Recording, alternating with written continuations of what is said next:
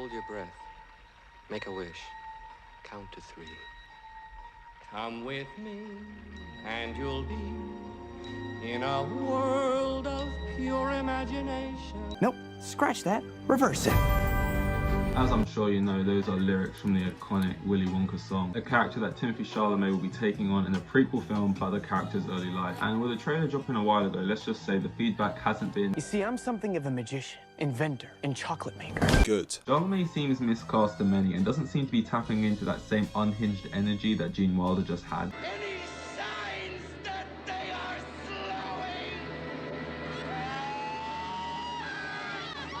That got me thinking. This seems to be Chalamet's real first L. And since he burst onto the scene in Call Me By Your Name, it's been non-stop W's. Although those prior roles were not really roles that were necessarily trying to cater to Hollywood, made just for profit, had a different audience they were going for. Whereas now he stepped into his mainstream bag for the first time, and immediately he seems miscast for the role. Ketamine Gene Wilder. Ironically, it actually seems like a very Tom Holland kind of role. Ironic because I recently made a video about him and about how his role choices have been mostly awful. In that video, most of my reasoning was down to him and his agent. In this video, the angle is going to be more focused towards Hollywood and Hollywood's obsession with the white twink. It's about to be a white boy summer. You a fucking rich nigga for the fame. My eyes are bleached. Don't hold me to that term too strongly, by the way. This video isn't about race or anything like deep. This video is just about how Hollywood is just attracted to whatever is hot, as hot equals money. I just thought it was a funny way to word this. We all know Hollywood is currently obsessed with live action remakes and remake game adaptations and prequels in an attempt to recapture that magic of prior stories and probably recapture some of that money too. Although they usually lack that magic, they do well.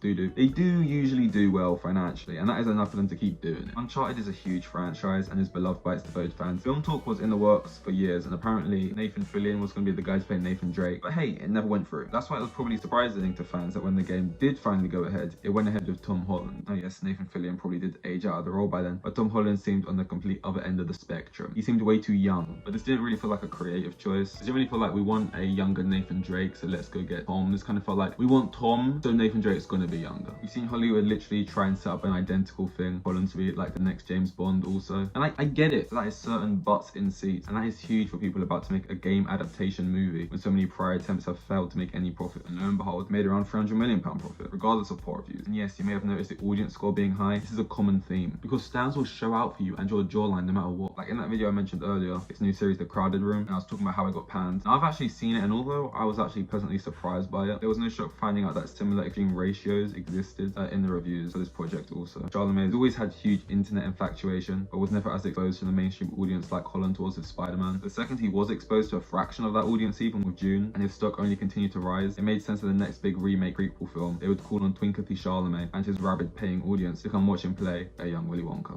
I'm making chocolate, of course.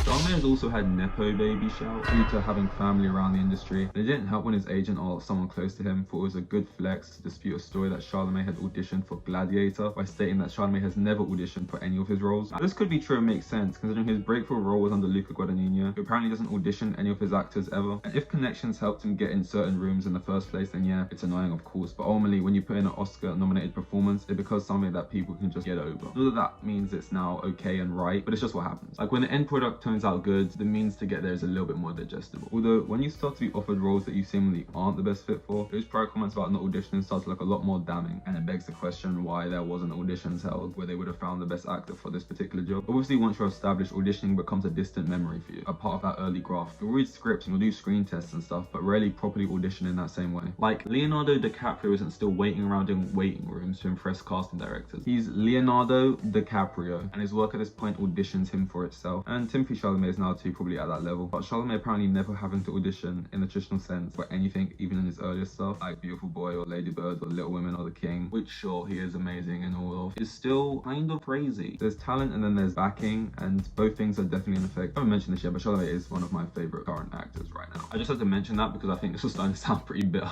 There's a reason he was put into this role, and it's not necessarily because he was the best fit for it. Something kind of ironic about a world of pure imagination, But no imagination going into the casting for the character in that world. in conclusion though, Chalamet is generally great, and Paul King directed Paddington, which everyone seemed to love. There's every chance that this all goes well, and Hollywood feels vindicated to keep making things that they already made, but this time again, and hot now.